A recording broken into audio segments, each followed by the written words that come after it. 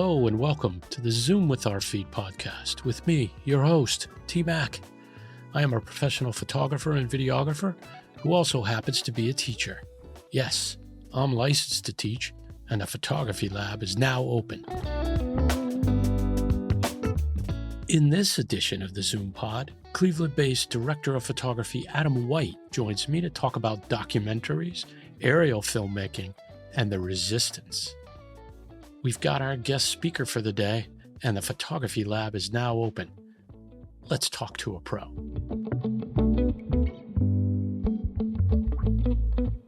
Adam White, welcome to the Zoom with Our Feet podcast. Pleasure to be here.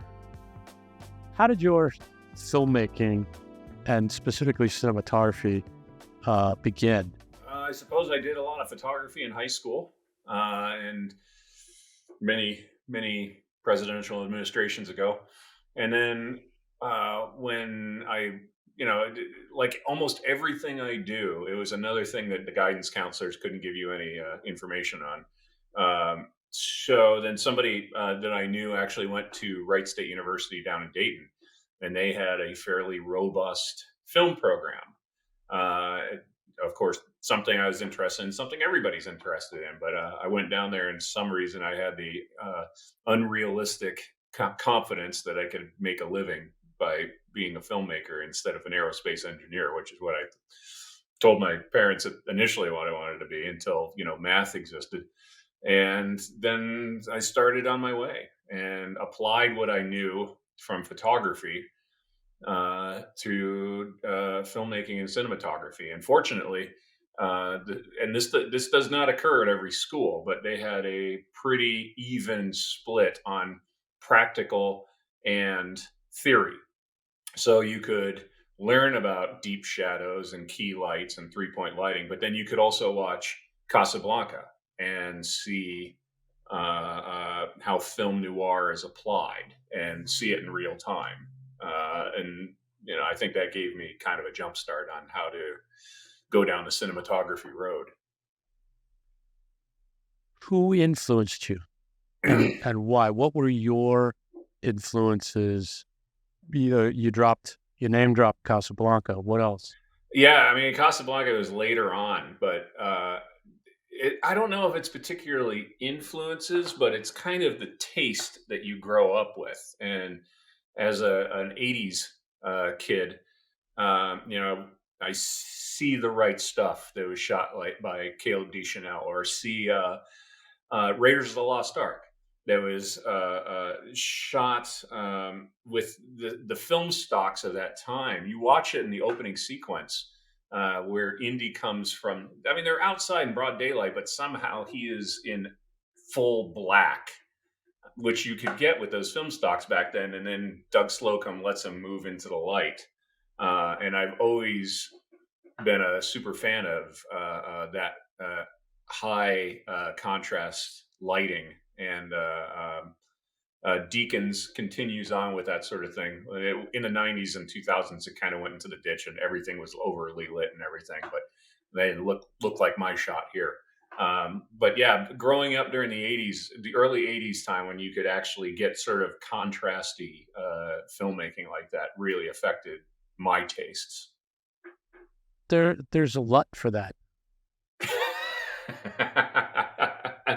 This was around 2000. I was helping a friend with a short, and we were shooting it on 35 millimeter film.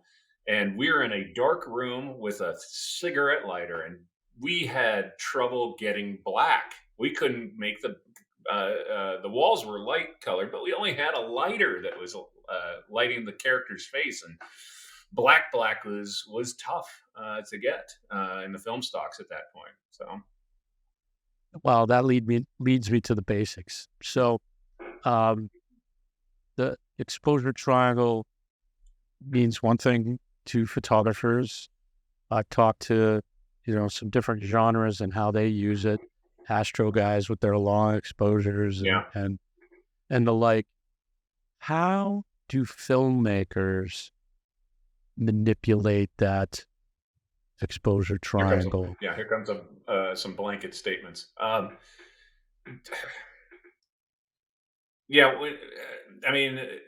filmmaking across the board is way too broad of a spectrum. If you're talking about, you're making Laverne and Shirley, or you're making, Batman. Clint Eastwood said a really great thing one time when they were making Unforgiven. Jack Green shot that, and Clint's in full shadow. You just see the outline of him and his hat a little bit, and I don't know. Somebody brought up something to bring in some Phillies. Like, the audience sees us for 2 hours. They know who I am. They know the character. Let the scene be the scene. Let the guy be in the shadow. So,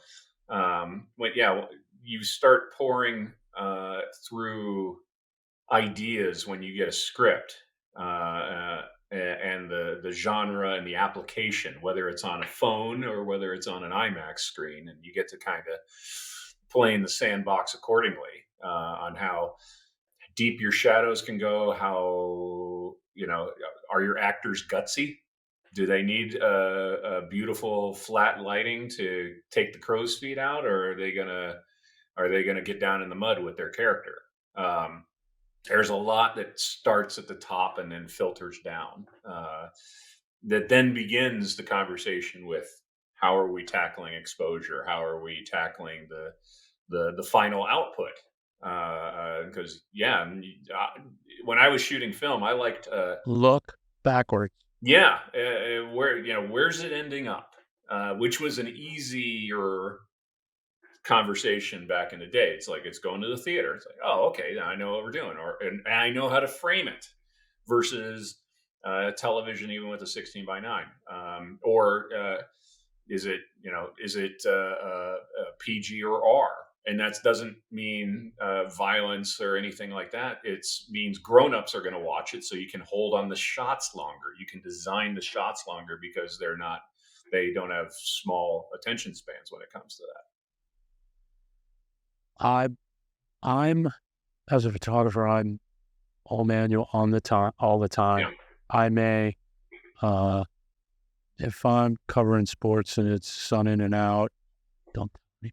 I may put ISO in auto and Yeah. let it chase me, and don't really have bad luck with that. But in terms of shutter speed, I'm, fast, sometimes, depending on lighting, as high as 4,000, Right. Right. but that's, for filmmaking, you're pretty set on your shutter speed, right? And now you're talking, right, aperture and your light. Yeah. At some point, Correct. you gotta plant a flag somewhere and say, this is, because you can't have too many variables. But it's nice to have those three things of ISO, shutter speed, and f-stop, that then you can spin the wheel in your brain when you're presented challenges. But almost always I plant the flag with my ISO, and then the next thing I do is plant the flag with my f-stop. In progression. Yeah, and then I dance with the ND filters. Just And this is, narrative film. That's one thing where you have a little bit of time where you can make those assignments. But when it's shooting doc, when you're out in the field and doing that sort of thing, I'm dancing with ND filters in front, because I don't want to. I know in the cut, if I'm cross cutting and I'm cutting from an f4 to an 8, back to a 4 to a 16. It's normal people don't know why it's wrong. They just know it's wrong. So you have to sort of behave yourself. It's psychological. I Yeah. mean, that's my theory. I'm sticking to it. But it's a psychological abruptness that is, it's not a wrong or right, but it's like, it makes It's some. different. You've called attention to something that probably shouldn't have been. Correct. Now Correct. they're not watching the movie. They're thinking about. Yeah, what happened there? When I'm teaching, I tell students, everything is important, and it's about audience manipulation. Why is he wearing a green sweater? Why is there a light right there? Eyeball manipulation. and you follow the rules of 150 years of filmmaking, and then you do break them, but you have to know the rules, so you break them responsibly. Otherwise, you just look sloppy. But if you break them responsibly, now you're manipulative. Now you know. Now you, when the unpleasant character comes in, the guy that you're eventually going to reveal is an abuser or something, you frame him uncomfortably. So you're already tipping your Right. hand to the audience. With my students, I use a musical analogy. It's I'm here to teach you the skills. You want to bend some notes and play jazz, you'll be better able to think your way through that Yeah, because you know the scale. absolutely. Absolutely. You got to know it all to begin with. I know it's boring, but you have to start there. Correct. What? So that leads to composition. Does here's the chicken or the egg. Does college teach you composition, or does many frames Hmm. experimenting Oh, teach you they're composition? both. That you have, whether it's college or a book or something, somebody has to bestow the knowledge to you. A bunch of newbies can't be all in a room and inventing knowledge between themselves. Even scientists stand on the shoulders of who came before. So then you go from there. Let's talk about uh, high key lighting and composition, that sort of thing. And now it's not stealing; it's an homage. Now you can start working your way through. Here's what they did in West Side Story. So how now that it's 2023, what would we do in that regard? If they did this framing in The Searchers, if you wanted to talk about the Resistance, we can I get into do. that. But We yeah, and will. then the way I was taught, my cinematography class in college, we shot slide film, and we were given a script, and we would shoot all of the coverage, the scenes. Like, here's the over the shoulder, click. Here's the reverse, click. And we shot slide film because there's nowhere to hide. You can't save it in the print. So now you throw it in the projector in the back of the room, and everybody gets to tell you everything you did wrong. But yeah, first and foremost a book or college or a mentor, and then shoot, shoot, shoot, shoot, shoot. You can't Yeah. shoot enough. Keep shooting until you're in a hole. Yeah. Yeah. Yeah. I mean, somebody ultimately told me about the rule of thirds, but until I tested it, Yeah, I didn't really, I didn't really know what I was doing until right. I shot a ton of frames and understood there are even variations Oh yeah. on those rules and those standards. Uh, in that, I mean, that to me explains the importance of composition in filmmaking. But I like how you tied it to story right away. I mean, everything is top down. Whoever's film it is, if the producer is the big dog on the show, then it's theirs. If they hired a director as the big dog, then it's fine. And then you have the conversations early, and then you go from there. And no matter what job you're in, your job is to make your boss's life easier and accomplish their vision. If their vision is a great craft service table, then go make a great craft service table. But if it's the director, you can't go off willy nilly. It's like, well, I'm gonna shoot this damn thing like East of Eden, and they're like, no, we want this to look like Ron Burgundy, and you have to. You were hired for a reason, so you probably know how to get there, and you have to abide by the vision that they're looking for. I think for me, teaching aspiring filmmakers is they think they can shoot their way into a story. So one of the things I wanted to talk to you about was the boring stuff like planning and organization, and how that there's a direct line to the end frames, based on the organization, the planning, and the Oh yeah, blocking, and the positioning, and and and you talk to filmmakers and they go, "Well, it's in the script, it's in the story." Mm. And I try to get aspiring filmmakers there.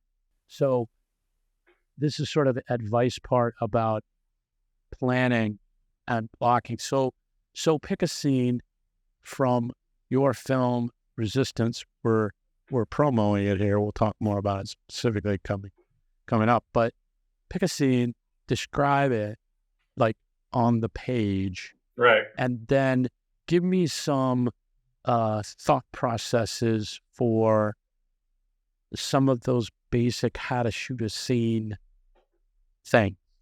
In the ending of the Resistance, ultimately it's a kind of a cat and mouse game between a Nazi officer during World War II and a woman he suspects is part of the French Resistance. So, and it's the two of them sitting at a table wondering who's doing what. Am I busted or whatever? So, the woman is the good guy, the Nazi is the bad guy. So early on, the director, Kara White, who wrote and directed it, that we were making a Western. It happened to be about Nazi occupied France, but we were making a Western. And instead of in the French cafe was an Old West tavern. So we knew how that we were going to design it like that. That it has, even though it's in broad daylight, it has one big light source that's a wash from the front windows. And said, okay, they're going to sit at this table, and the Nazi is going to have his back to the window, so he will always be in shadow. And our good guy, which is this woman in a light pink sweater, that she has this soft glow radiance on her to design her in a flattering light. And also, it seems like an interrogation that she's like can't quite see the Nazi a little bit. So just by not even knuckling down into the framing, our setting now has placed them and has done before they talk. It has done 60% of the work. Setting matches story. Yeah, Check. and we could have put them anywhere in the bar, but that seemed to facilitate what the story required, and it gave all the unconscious beats, and then the words on the page can be off and running as well. And now that you have that scene set, you got your lighting, you got your characters, you got your story leading up to the essentially a second plot point. We're gonna resolve this. Mm. How are you blocking it? So are you or how are you shooting that blocking? Like a Western? Like how are you shooting that? It did end up. It did end up because we couldn't go outside. They were keeping it all within the confines of the bar, and it was basically a shootout. It was a verbal shootout. That if everybody finally stands up and the Nazi is far away and he starts walking towards her. So it's basically the jingling spurs are walking towards each other until the final moment where they're facing each other. When it comes to something like that, and I do this and I'll do whatever the director wants, but most of the Sure. time they like this that we'll do a scout with nobody's around. It's me and the director, and we start in 10% general terms talking about, all right, they'll be over here by this fireplace, and then the blocking, we need them to pull over here. And I'll make a suggestion like, can they not be maybe against that wall, but maybe you pull them over here to this chair because now I have a fighting chance to get some light on them and that sort of thing. Yeah. And then the director we'll build it up to like 40%. And then Right. the director will have a director rehearsal with the talent, which could or could not involve me. And now with that knowledge the director knows like, all right, now let's let them find their bit. And I've already told the lighting people, we're going to put a key light that comes up over there because they're going to be there ish. Right. And Right. as the saying goes, you shoot wide, then tight. So I light a scene. I don't light shots. I light the scene, let them move within it for the wide shot or whatever that may be. And then when, it's time and I know where the coverage is going to be, then we can move in tighter and I can bring in some things to make them look nicer. But shoot wide, then tight, and you turn around once. It's like we're shooting all this way, this way, this way. All right, we got it. Now we're turning around and we're going to shoot all the coverage. I'm not coming back because that's wasting the day. And if you don't make your day and you don't waste, or if you make your day and you don't waste it, you are employable. The producer usually does not care about your reel or that you know who Francois Truffaut is or anything like that. They want to know that you're going to make your day and you're not going to add days on the end of the schedule. And that makes you employable. And that's the planning. That's where the planning goes. If you want to be a king shit filmmaker and shoot for anybody and you've read all of Roger Deakins' books and listened to his podcast, that's all great. The producer does not care unless you can make your day. And fans, by making a day, he means on time and on budget. Yeah. So we got 7 pages to do. You are shooting 7 pages today because if you miss one, it's going on the next day, and now you're playing behind. So don't waste don't mortgage your day shooting close-ups of whiskey glasses and things. Like, get what you need to get. You should be teaching. When they tell me I got 10 hours, man, I will get this thing across the finish line in 10 hours. Right. Understood. I think what's hard for folks to understand is, so the stuff that goes on that they don't think that goes on. Director is talking to actors, and she's giving them the like you said, 20 to 40% of their movements, which in your case weren't a lot until, and then you're on the other side talking to lighting, saying they may, they'll bring us in and for those the are blocking running. rehearsal, and now that the talent is there, and maybe the talent is like, I have to get angry with that character. I need to be over here instead, and then I'll work with them. Like, all right, we're ready for that, and then when they finally have a full on, then they'll get up to about 80%, and then they'll do a blocking rehearsal with the ACs and everybody watching, and we're not concerned with mood or feelings or anything. Where did the humans stand? And because if I don't know that, they're not going to be in the movie. So, and while they're doing that blocking and they're doing the scene, the first AC is putting tape marks on the floor, and the dolly grip is putting tape marks on the floor. Everybody's taking notes in a big way, and then the actors are like, and you say, "Thank you very much. Go off to hair and makeup or whatever, and we're going to be ready for you in 45 minutes." And then crew has the set, and here we go. And now we're going to make it 100%. A very large part of your career, and I understand still part of your career, is Steadicam work. So talk to me about, that is in a specialized world of filmmaking, that's a specialty within a specialty. Yeah. How did you, Adam White, go from Wright State graduate, humping in the film world, I'm gonna do Steadicam? It was the least likely path that possibly could have happened. I did a couple of jobs with a group called Gaslight Productions. They were in Canton, Ohio, and they, those guys, and they were getting ready to do a real estate program, touring high-end houses, and this was decades before there were gimbals. And they thought, well, maybe a good way to do this would be with a Steadicam. And right about that time, they were coming out with lower cost Steadicams, so they're only the cost of a used car. And they paid for me to go out to Los Angeles and get trained. And Garrett Brown, who invented the Steadicam, was my teacher. And the boss thing about that was inventor dude, Garrett Brown, mentor dude. Is mentor dude. At the end of the day, each day, it's like, let's watch something. So then he wings in the DVD of The Shining, which was a director's commentary that you could pause and ask questions. And Garrett told us how they did each and every shot. So then I come back and I shoot 2,600 houses over the course of 6 years, and that's how I practiced to get good at Steadicam. And that was several administrations ago. Okay, hotshot Steadicam guy. Tell me, like, what is your favorite use of that tool? It would be, and it's different if I'm not the user of it.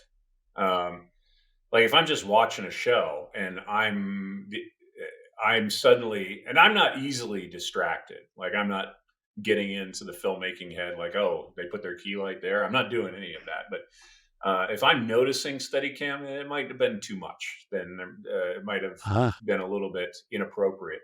When it's integrated into the story, it works wonderfully. When they did it in Goodfellas and he does the walk through the back kitchen and all that, outstanding way to introduce a character.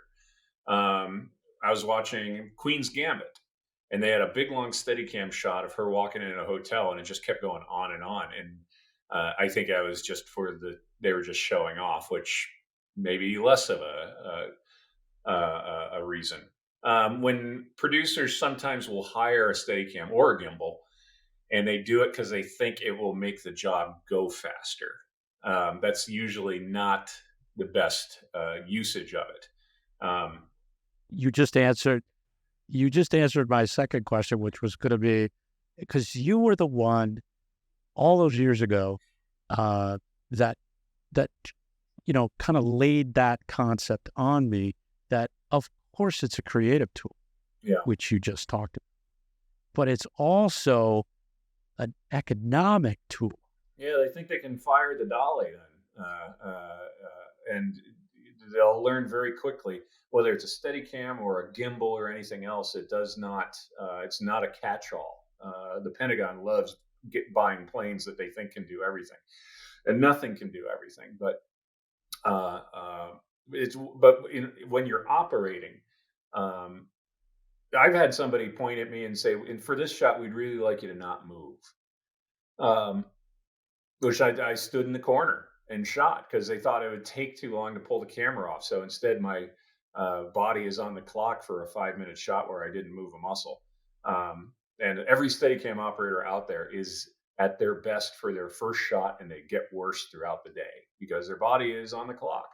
The best shot is when it really leans into the tools. I was doing a thing for PBS up at the cathedral in Cleveland, and they were doing a choir, Santa Lucia choir, and there's a choir girl only with a candle.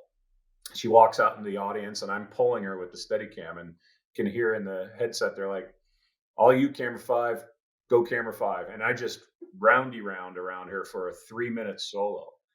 Um, and that's when it and when it was done, they go, "That's great five, take six, ready six," and that was my congratulations. That's great five. Um, and then I went off and cried in the corner because I didn't have anything left. Well, I'm guilty of that.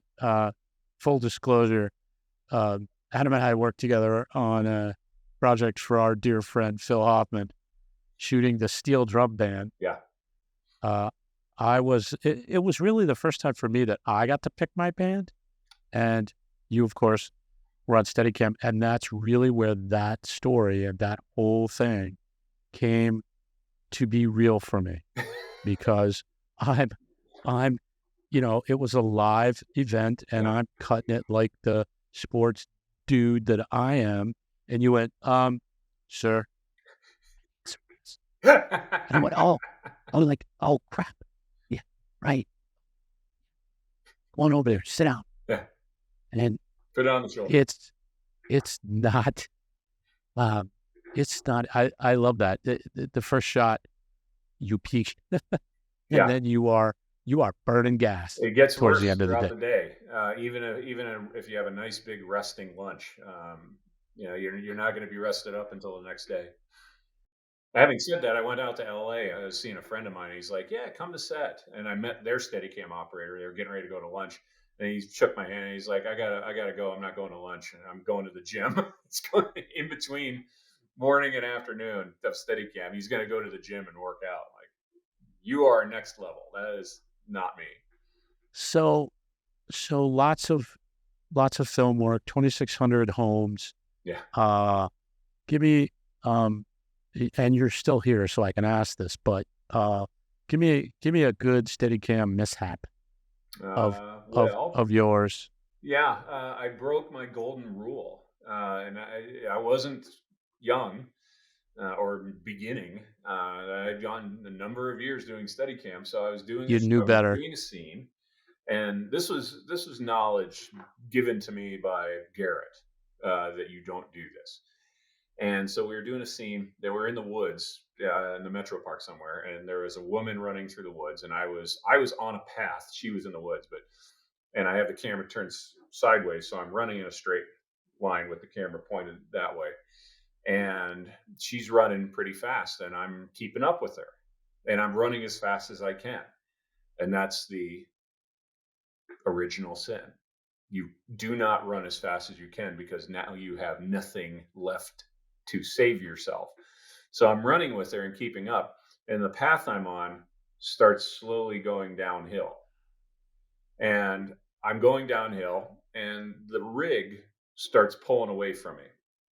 It's on the arm, but it starts moving away from me. And it's like, okay, this is happening. While this is happening, now I need to figure out how I'm going to fall, because I'm going to fall, because I can't stop. And I sorted it out. I was flying a Red 1 at the time, and I grabbed the post. I fell onto both knees. I rammed the camera into the ground, and I broke the Steadicam post right in half. I broke the carbon fiber post in half, and took all of the skin off both knees. I was going to My say, AC comes over. I'm on my back like a turtle. He comes over and picks up the Red 1 and walks away.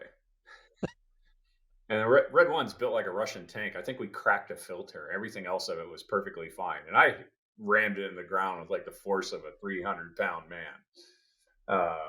And yeah, Steadicam was done for the day, and I had to go buy significant repairs. But I broke my own rule. And even Garrett was telling stories of when he shot Wolf with Jack Nicholson, that he had to. We had a half day of how to tell no to an actor, because in the actor was like, "Look," the training.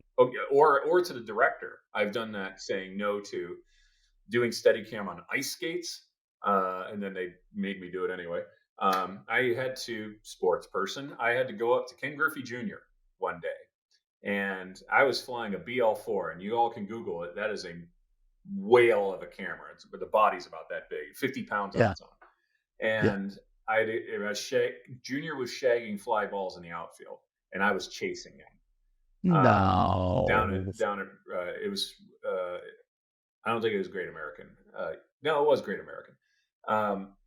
And eventually, I just had to come on like, "You're Ken Griffey Jr. I'm not. I'm carrying this. You're not. You want me to run slower? Let's try it with you running slower." And I was like 27 at the time, and as best as I could possibly be. But he's an all-star. Yeah. I need him to slow down. Fun fact, by the way, he's a really good photographer. Is he? Did you know that? Oh yeah. I did not know that. He's totally into sports photography. I learned something new today. So, next evolution. So you got. Talk to me about how did the docs come before your company, Hemlock Films, or did Hemlock Films get formed because you knew you were going to do that type of work? Yeah, it is a guy I knew. He gave me the advice early on. It's like, Hemlock Films is not going to give Paramount a run for its money, but you formed the company basically to so you can have production insurance, and so you have some protection in it. So it just doesn't seem like, you're just some goofball in a house somewhere, but you have, some structure to your life. But as a filmmaker, whether it's myself or Kara, as a filmmaker, that's what you put out forward.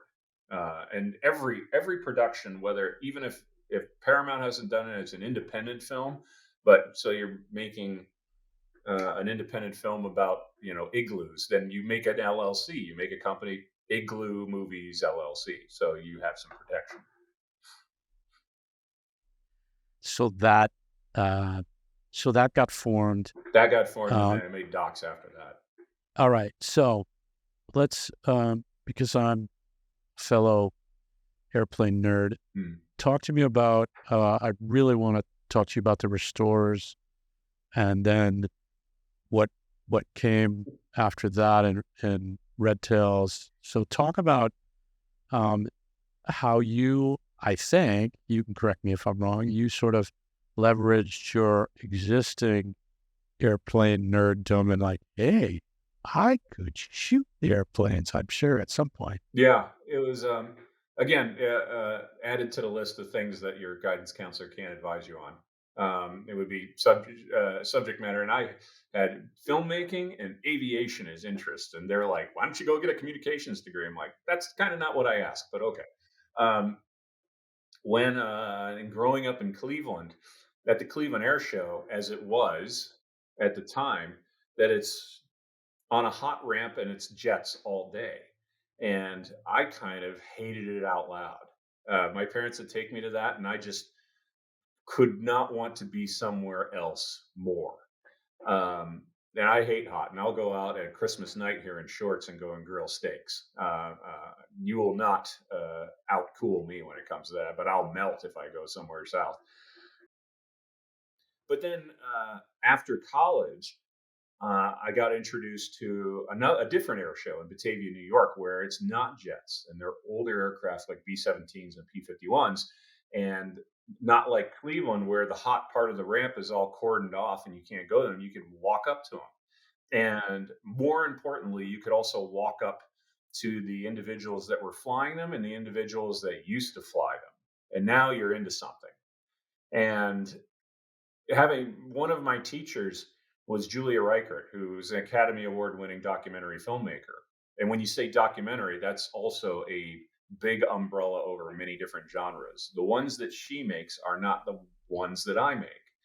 Right. But my documentary bells started going off when I was looking at these airplanes, and I was seeing stories that at the time Discovery and History Channel and PBS were not telling. So I thought, here's a chance I could tell these stories through documentary, and which is less expensive than doing a narrative. And because of what they are, there's getting up at 4 in the morning to shoot sexy stuff with the sun coming up and rising over a B-17, and there's a slow motion of the props turning while fire is chugging out of the stacks, that sort of thing. And I shot all of the restorers on Super 16 film, and on a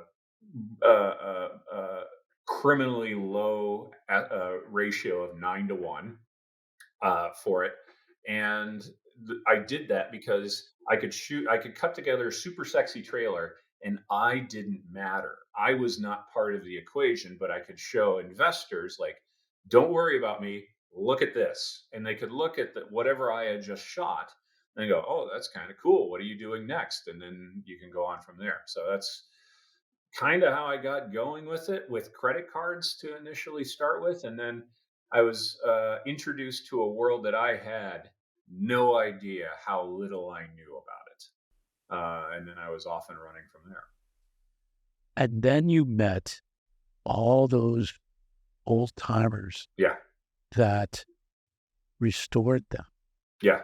I mean, I love the airplanes, but it never occurs to you that there's a cadre of folks that keep them flying. Oh, yeah. Internationally. We 2 years ago, we went to the Duxford Air Show in England. And it's it's the same ball game. They have restorers in Germany digging up aircraft that have crashed in fields and that sort of thing. So and you talk to those guys and they're like, oh yeah, it's way easier now with the internet. You just go on a message board and post that I need this and this type of cylinder, and like 6 people get back with you, and now you don't have to have somebody working a phone for 8 hours to find that stuff.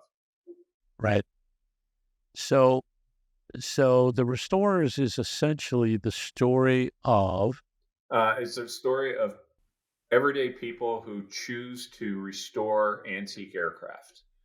And by telling their story, through that, we can tell the stories of the people who used to fly those back during whatever time period. And when we did the initial restores, it was the Wright glider all the way up through the Korean War of different aircraft that we had been able to do. So it was a Trojan horse history lesson that we were able to put together like that.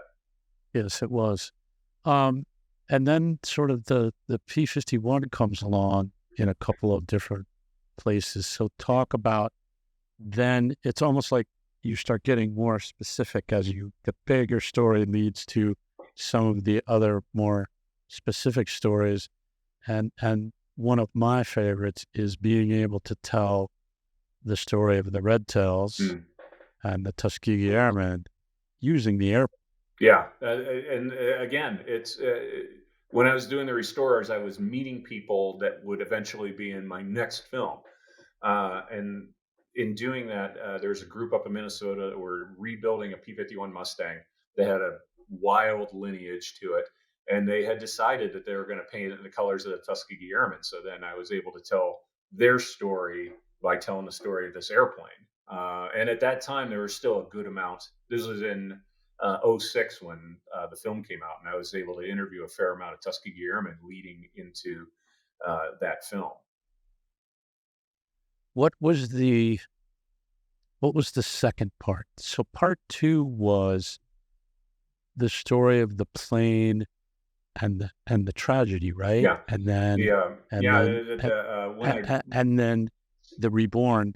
Yeah, when I made the film, I remember when I was pitching the Restorers to a reality show producer, and he's like, "It's great, but in my head, the prototypical thing is every week somebody gets a plane, they restore it, and then they kick it out the hangar door at the end of the episode, and that can't happen. These airplanes take sometimes decades to be finished. So Right. everything's kind of a retroactive storytelling that you pick something that's about to be finished and start talking about where did it come from. And with Red Tail Reborn, I was telling the story of this plane, and PBS agreed to air it, but the plane through the course of the story had crashed and they were rebuilding it, Red Tail Reborn, and it wasn't going to be done. The plane wasn't going to be done, so I sort of manufactured an ending of it, but then 2 years later they actually finished the airplane, and I shot a coda, like a 6 to 7 minute coda that I was able to introduce, and then I released the film again, and that's the one that's available out there. The full one is out Yeah. still. Yeah. So, and then when so the docs were early and you've been working along all of that, when did the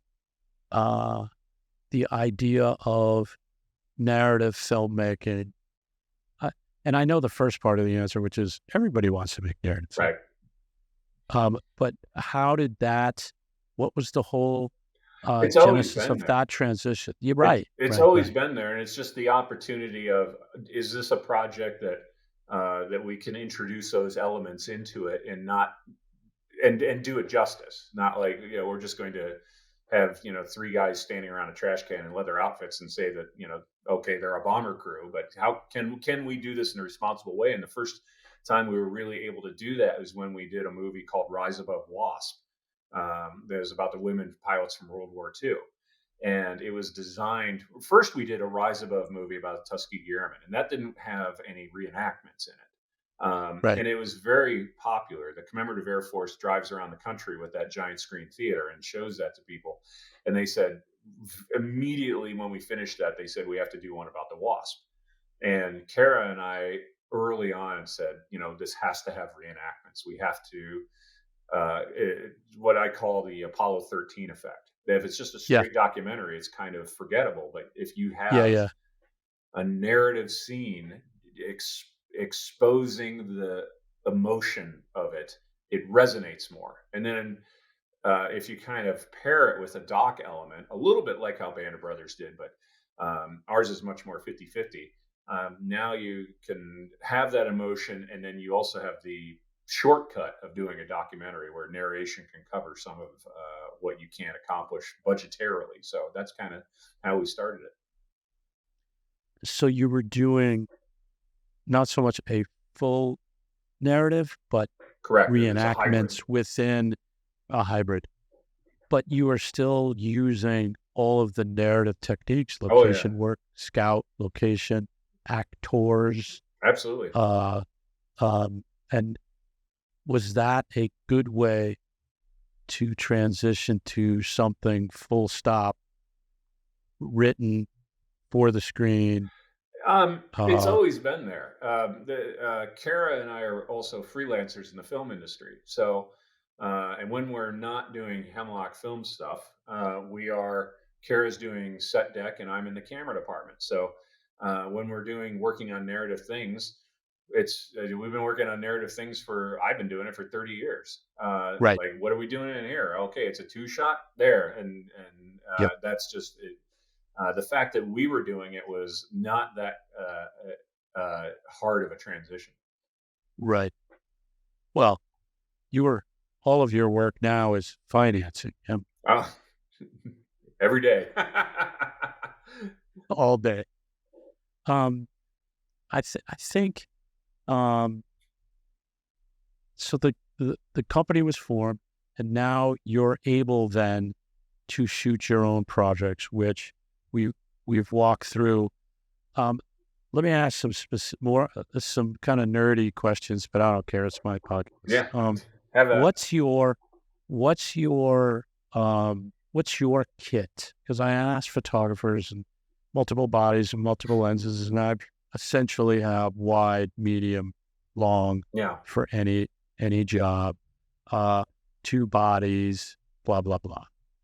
In in your world, in filmmaking, what is your Hemlock kit if you're not using somebody else's rental right. gear or somebody? Most of the time, What? it's been a red for 10 years, and and a couple of different bodies. Right now, it's a Sure. uh, 8K red helium with PL mount, and then I was shooting with Canon still lenses on it for the longest time when I was doing doc work.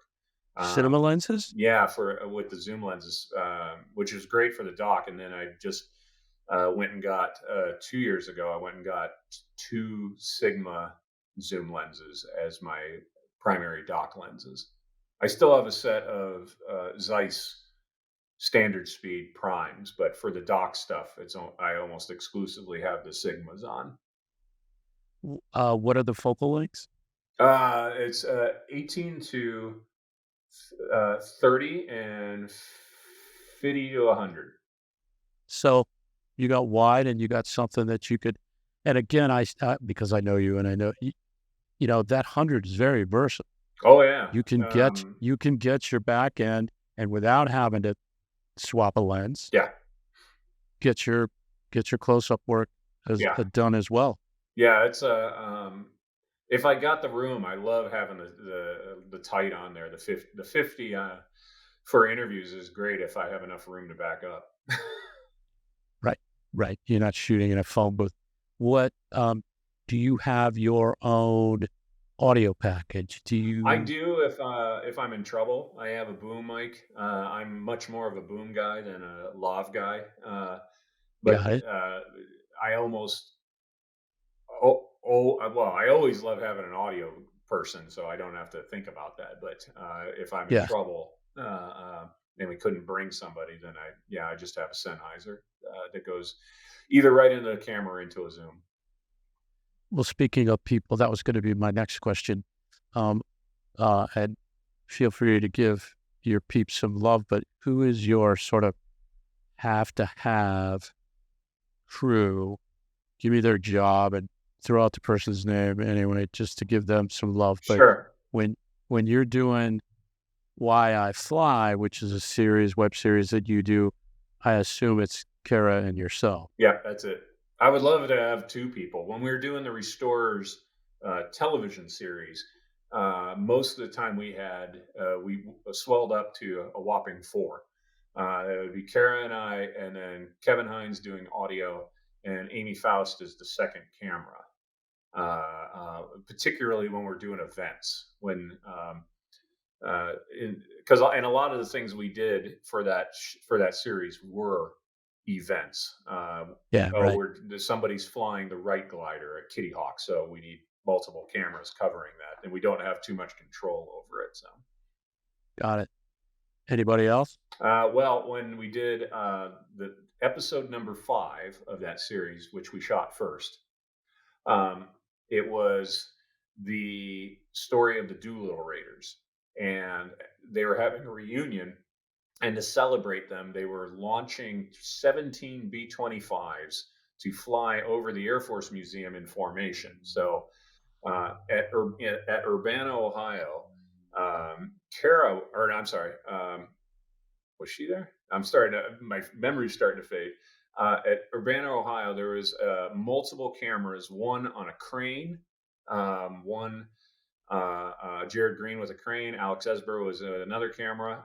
I was on board one of the B-25s, and then Kara was at the Air Force Museum with David Litz with another camera to film us landing. So that was the biggest we've ever had in doing straight documentaries. So when you did your, as you called it, the hybrid film, those recreation scenes are film shoots. They're There's so crew of hair and how many? makeup, costume. Oh yeah. And we're doing half of it was in Sweetwater, Texas, which has it's 3.5 hours from Dallas. So we had to bring every man, woman, and child and scrap of equipment. If we were going to need it, we had to transport it in there, because nothing looks like Sweetwater except Sweetwater. So. And that was because it was remote enough to recreate the time. Yeah, Sweetwater, Texas we were shooting on the actual field that the Wasps were trained in 1943, and it looks pretty much exactly like it did back then. Awesome. Yeah, it was. You could feel the ghosts around when you're shooting something like that. All right, man. Last question. If you were going to advise the 22, 23-year-old Adam White about about all that we've discussed, what's the one thing that you would tell them that you didn't know at the time that is been your kind of guiding light, North Star about the work and being the artist that you are? Two things. One, start an IRA, because Einstein said the greatest power in the universe is compound interest. Two, true that. Two, I always suggest, and everybody's part of their own situation, but I always advise that you should go out and sling around in the world. Don't take a job. Don't take a production job where you're going to be an in-house too early in your career. Get out there and meet some heroes, meet some monsters. Every one of them is going to be able to teach you something, and it just makes you that much better. My fear always, somebody gets a consistent job at a production company, is that I know every day presents learning, but now you have to kind of find it yourself, as opposed to being with Jack Green's hip pocket and seeing how he lights in a friggin' doorway. Your learning is exponential when you're out in the wild like that. Complacency. Yeah, you get safe. Yeah, and when everyone's learning from me, it's like, oh shit, does that mean I'm not learning? I don't have anybody that I'm being able to look at. But which, of course, if I had to shoot in here, I would learn something tonight. Everything you do is a learning experience, but it's cool if you can borrow some factoids from somebody else too. Right. Well, Adam White, I can't thank you enough for taking part in my Zoom with Our Feet project. I really appreciate your help. It's my pleasure. Thanks again to Director of Photography Adam White. You can check out his amazing work at hemlockfilms.com and all of his social media channels. The Zoom with Our Feet podcast is a production of TV Commando Media. The ZoomPod's funky grooves are provided by Cloud 10. Be sure to take a peek at the blog and other episodes of the ZoomPod at ZoomWithOurFeet.com. Until next time, photographers and videographers, if you're not shooting, you're not learning.